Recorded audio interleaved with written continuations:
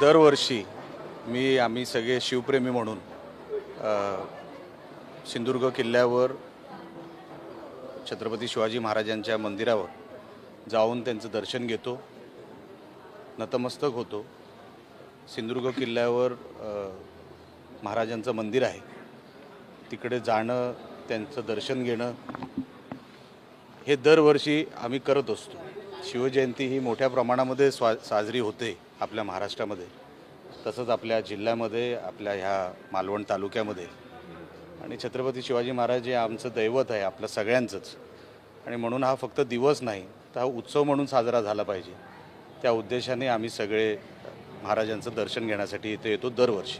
Sir, आज शिवजयंती आहे, मात्र राहुल गांधींनी एक ट्विट केलं होतं आणि श्रद्धांजली वाहिली, इकडे होतं। खरं तर राहुल गांधी हे त्यांचं मानसिक संतुलन, जे ती भाषा वापरत आहेत, ते भाषण जे करत आहेत, ते म्हणजे चायनामध्ये असल्यासारखं करत आहेत। ते भारताच्या फेवरचं भाषण कधीच करत नाही। आपल्या देशाचं काहीतरी भलं व्हावं, चांगलं व्हावं असं त्यांच्या तोंडातून निघत नाही। ते परदेशात जरी गेले तरी भारताची बदनामीच करतात। आता तो मुळात फॉरेनर आहे, राहुल गांधी हा काय भारतीय नाही, फक्त पासपोर्ट भारतीय आहे।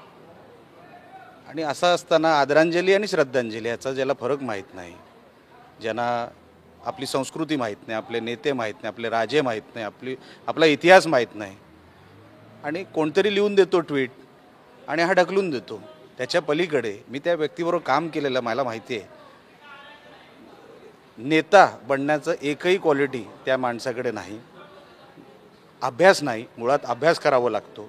कुठलीही गोष्ट कोण पोटापासून, कोण जन्मापासून कोणाला माहीत नसते, पण नंतर अभ्यास करावा लागतो या सगळ्या। जर राजकारणात आहे तर 24 तास अलर्ट राहावं लागतं। असं कुठलीच क्वालिटी नसल्यामुळे उलटं त्यांनी आमच्या महाराजांचा अपमान केला। काँग्रेस पक्षाने माफी मागायला पाहिजे, राहुल गांधींनी त्यावर माफी मागितली पाहिजे।